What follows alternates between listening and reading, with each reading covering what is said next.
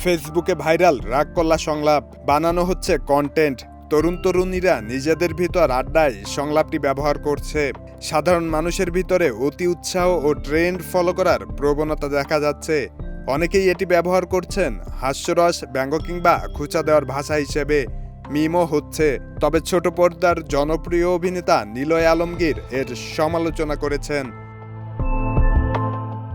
নিজের ফেসবুক পোস্টে সমাজের দ্বিমুখী আচরণ নিয়ে ক্ষোভ প্রকাশ করেন তিনি।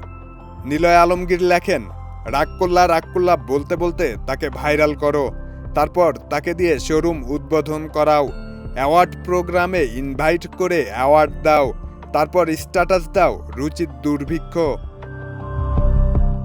তার এই মন্তব্যের পর সামাজিক যোগাযোগ মাধ্যমে অনেক নেটিজনও তার বক্তব্যের সঙ্গে একমত প্রকাশ করেছেন।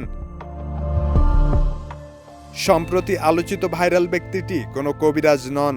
তিনি গাজীপুরের কালিয়াকৈরের বাসিন্দা, কন্টেন্ট ক্রিয়েটর ও নাট্যকর্মী ইমান আলী। এই ভিডিওটিতে এক গণক বা কবিরাজের চরিত্রে অভিনয় করেছিলেন তিনি। শব্দনীল, দেশ রূপান্তর।